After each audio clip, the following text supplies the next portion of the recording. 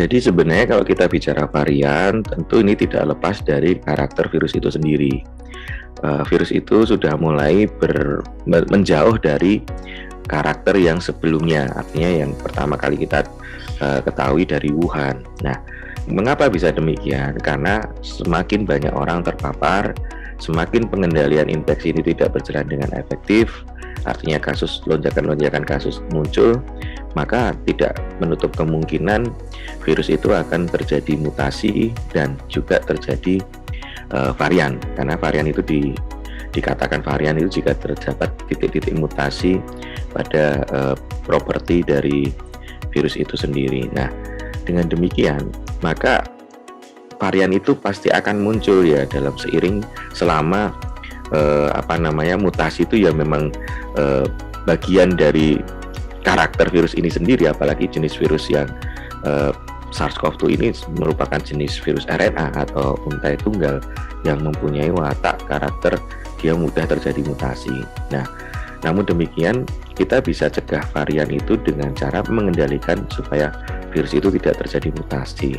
Nah, supaya tidak terjadi mutasi, maka ya jangan kasih ruang virus itu untuk replikasi atau memperbanyak diri, atau dengan kata lain menginfeksi individu-individu. Nah, oleh karena itu kita melihat bahwasanya varian-varian itu dicermati dari sudut pandang penyebarannya dan juga yang tidak kalah penting dampaknya terhadap vaksinasi yang telah kita dapatkan. Nah, ini yang menjadi sorotan. Sorotan yang ketiga adalah keberadaan varian ini jangan-jangan tidak bisa dideteksi oleh PCR atau alat untuk mendeteksi seperti hanya antigen maupun PCR. Nah, ini yang menjadi sorotan mengapa kita harus memperhatikan varian, keberadaan varian, karena persebarannya yang bisa jadi sangat cepat. Kemudian yang kedua, dia bisa menghindar terkait antibodi spesifik yang sudah kita dapatkan dari vaksin. Bahkan ada kecurigaan juga peluang untuk tidak bisa dideteksi atau mungkin meleset dari pemeriksaan PCR yang selama ini kita lakukan. Namun dari tiga hal tadi, poin pertama dan kedua ini yang menjadi sorotan. Nah, ini sedikit update sebelum saya membahas lebih lanjut tentang Mu varian, bahwasanya saat ini WHO sudah mulai merevisi, di mana yang saya tangkap dari WHO sendiri untuk varian of concern atau VOC yang betul-betul menjadi perhatian ya keberadaannya, itu WHO tetap masih mempertahankan 4 varian, yaitu Alpha, Delta, Gamma, dan Beta. Namun untuk varian of interest, artinya varian yang bisa menjadi pencuri perhatian kita ya untuk diteliti, maksud saya itu WHO sudah mulai menurunkan 3 varian sebelumnya, yaitu Eta, Kappa, dan Iota. Nah, artinya untuk VOI itu WHO memasukkan tersisa hanya Lambda dan Mu. Nah, artinya kenapa bisa seperti ini naik turun, itu karena karakternya atau persebarannya dan juga penelitian-penelitian yang mengikutinya itu dimonitor seluruh dunia. Artinya bisa jadi suatu varian itu di drop atau naik kelas. Nah, salah satunya yang mungkin naik kelas yang saya maksud adalah varian Mu ya. Varian ini memang sebenarnya sudah ada di awal tahun, ditemukan mayoritas ditemukan waktu itu dilaporkan di Kolombia, Amerika Latin atau Amerika Selatan. Nah, namun kenapa ini naik kelas menjadi VOI? Dikarenakan ada karakteristik-karakteristik yang perlu diperhatikan. Walaupun sebenarnya persebarannya itu masih belum begitu infeksius ya, belum begitu infeksius dibanding varian of concern. Termasuk saat ini beberapa ahli membuat standar untuk mengukur suatu varian itu, rujukannya standarnya adalah Delta. Jadi kalau masih di bawah Delta, dia masuk kategori apa? Nah, itu sebagai parameter atau pedomannya itu sekarang beberapa ahli di luar itu menyebutkan Delta sebagai parameternya, standarnya.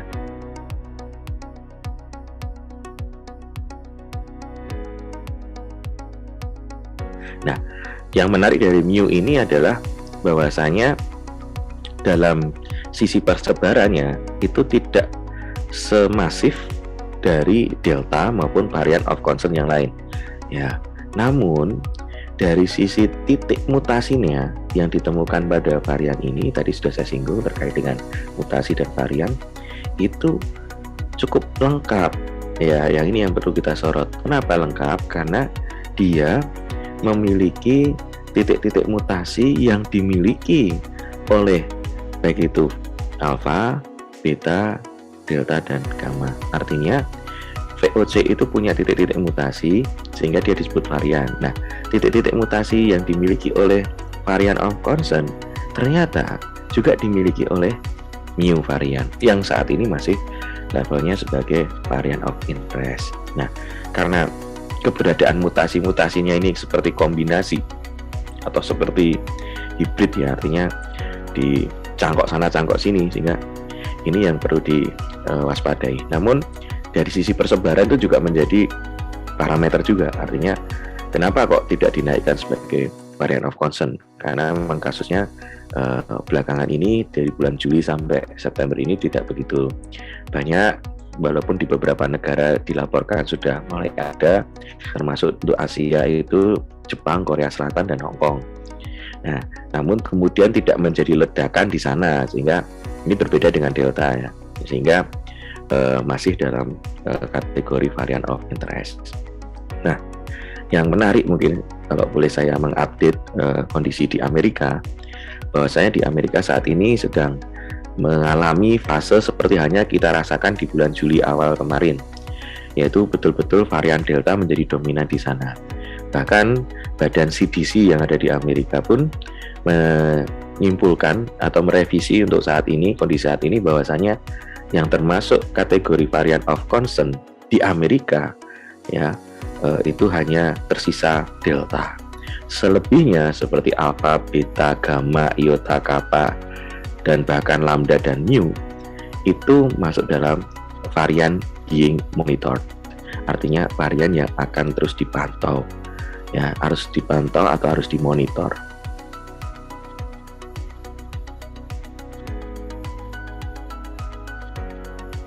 Untuk menghadapi era di mana saat ini sedang berhadapan dengan banyak kemungkinan munculnya varian, atau bahkan saat ini varian pun masih kita hadapi kondisi saat ini, maka peran penting dari masyarakat yang harus kita selalu ingatkan adalah tetap mempertahankan kepatuhan terhadap protokol kesehatan.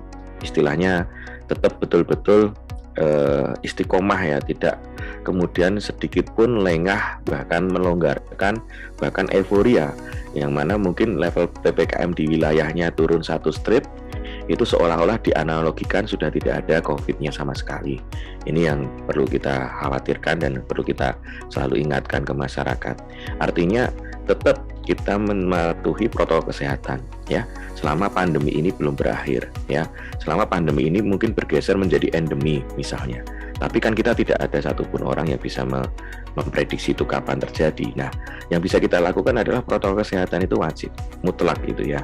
Kenapa demikian? Karena itu melindungi kita terjadinya terpapar ya, atau tertular itu dengan protokol kesehatan. Nah, tadi sudah saya singgung, kalau misalnya orang yang terpapar atau tertular itu sudah tidak terlalu banyak kasusnya di dunia, dan dengan demikian berarti tidak punya banyak waktu atau banyak tempat bagi virus untuk memperbanyak diri. Dengan demikian maka kemunculan varian dan mutasi pun bisa ditekan. Nah, apalagi jika poin yang kedua adalah kita melakukan vaksinasi. Jadi saya mendorong kepada masyarakat untuk tetap bersedia secara sukarela mendapatkan vaksinasi ya. Nah, kenapa demikian? Karena vaksinasi itu sendiri penting diberikan untuk melindungi kita, jangan sampai kita kalaupun sudah terpapar, karena sekali lagi vaksinasi itu bukan mencegah penularan, tetapi jika kita terpapar itu kita tidak akan jatuh sakit lebih berat, bahkan tidak sampai kita membutuhkan layanan kesehatan di rumah sakit seperti yang kemarin kita rasakan sendiri, bagaimana rumah sakit begitu luar biasa lonjakannya kasusnya, antriannya, bahkan tidak sampai ada yang mungkin di luar kapasitas fasilitas yang ada di rumah sakit. Nah, oleh karena itu dengan vaksinasi itu harapannya andai kata masyarakat itu ada saja yang lengah, ada saja yang longgar dalam memperlakukan protokol kesehatan dan tertular, tetapi sudah tervaksinasi dan itu dalam dosis yang penuh, andai kata itu diberikan dalam 2 kali injeksi atau 2 kali pemberian, maka sudah tuntas. Begitu juga yang mungkin ada satu jenis platform vaksin yang hanya cukup sekali pemberian dan itu juga sudah diberikan, maka dengan demikian bisa mencegah supaya kita individu-individu warga di Indonesia ini tidak kemudian mudah untuk rentan untuk masuk rumah sakit, untuk istilahnya untuk mendapatkan perawatan di rumah sakit seperti itu. Oleh karena itu sebenarnya modalnya adalah kekompakan, pengendalian diri yang itu diwujudkan dalam bentuk kepatuhan protokol kesehatan, dan yang kedua terkait dengan kesediaan untuk vaksinasi. Dan perlu saya sampaikan pula, tidak perlu ya, sekali lagi tidak perlu untuk memilih-milih jenis vaksin. Apa yang sudah tersedia saat ini itu semuanya sudah terbukti cukup efektif ya, sudah cukup efektif terkait dengan pencegahan baik itu virusnya sendiri maupun beberapa varian.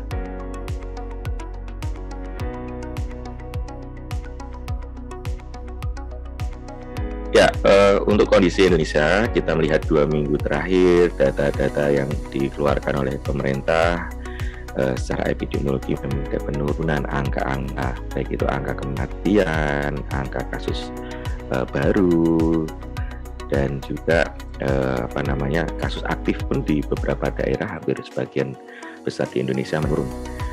Seiring itu juga dilaporkan kasus atau istilahnya kasus aktif pun juga menurun dan juga angka kesembuhannya meningkat. Artinya memang kondisi saat ini jauh lebih bagus dibanding 2 bulan yang lalu.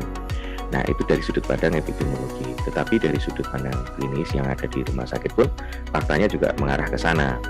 Artinya dari sekian kasus di rumah sakit sekarang ini sudah mulai banyak bed yang kosong ya, dikarenakan memang kasus COVID yang dirawat di rumah sakit pun juga berangsur-angsur sudah mulai menurun.